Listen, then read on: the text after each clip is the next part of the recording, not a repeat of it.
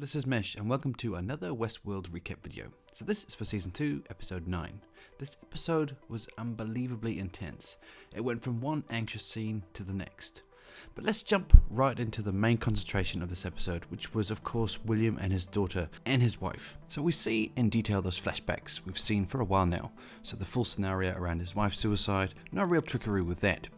After an event to celebrate William's philanthropy, we see his wife Juliet trying to present a front of normality, but seems to be really struggling with alcoholism. We also see Ford warning William about what he has created. Then events really spiral out of control. So we see William takes Juliet home and they organise for her to be sent to rehab or get help.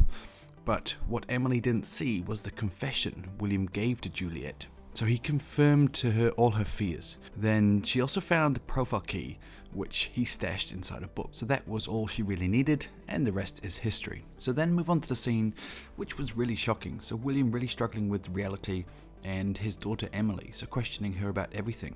We also learn far more about William's project. I'll cover that at the end. But the scene really comes to a pivotal point when the security turns up. So William is still believing that the whole situation has been set up by Ford, and he kills the guards, then kills his daughter, as he believes them all to be hosts at that point. But only to see that she has in her hand the profile key that it was stashed at his house.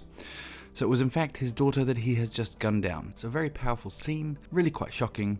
Then if that wasn't bad enough, he manages to soldier on and only to attempt suicide. Then he decides he has a choice. And at that point he really questions himself, and he questions his project as well. Did his project succeed and actually turn himself into a host? It was really heavily suggested in this episode that he is in fact a host. A few examples here. We can see him feeling his arm in the location of the manual override location.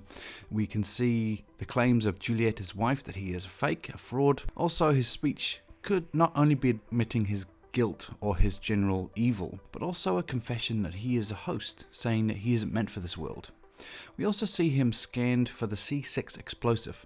So if you missed that previously, when Maeve was rebuilt, she asked for the C6 section in her spine to be replaced, as that piece of the spine in hosts is an explosive piece that will detonate on leaving the park. So the action the guard took there can be portrayed many ways, but once again, the suggestion here that he is a host built for life outside the park.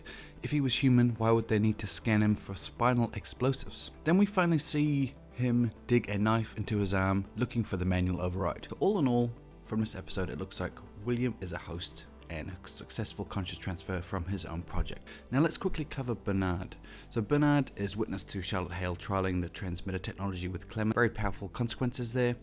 We see the possibility of it for controlling many hosts and turning them on each other as well. So we see Bernard as well fighting against Ford, refusing to kill Elsie, and ends up deleting Ford from his code, deleting Ford from his mind, or so we believe. But before that occurs, Bernard, on Ford's behalf, manages to give Maeve a present. So we see a scene which has been missing for a long time now, so it's Maeve and Ford. So Ford really looks at her as a child of his, a very touching scene, and it finishes with Ford unlocking more of Maeve's abilities, or so it seems. So hopefully now she can continue, possibly patch herself up, as she may now be once again enabled. So the last characters were Teddy and Dolores, so poor Teddy. So we see the Ghost Nation stand up to the Deathbringer. Pretty even fight really, a lot of deaths all around. So we see Teddy resisting that impulse to kill again. This all culminates as well with the ultimate death of Teddy. So poor Teddy. It's amazing how much of a dislike I have now for Dolores, and it seems to be growing with every episode. And what will this cause Dolores to do? Does she blame herself for Teddy's death, or is she going to blame it on someone else? One thing is for sure, she does now appear to be on her own, unless she recruits again.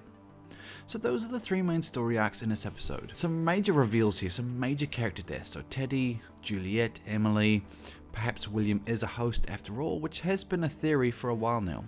Also, it looks like Maeve will survive another episode and perhaps be able to patch herself up.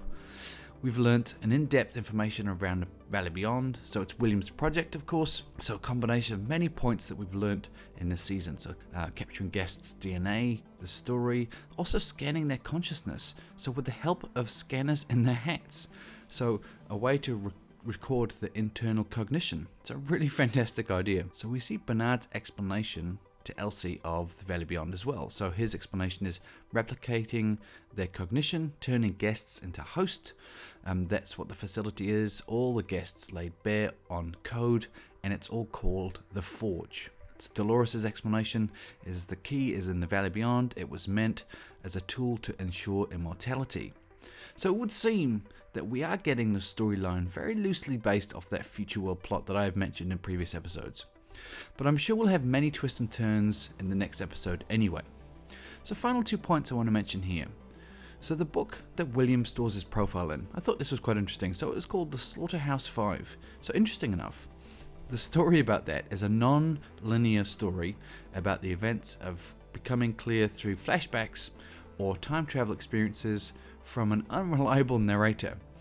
I might have to read that, as it sounds like it's quite good, and it's perhaps an inspiration for some of these scenes and stories we are seeing in this season of Westworld.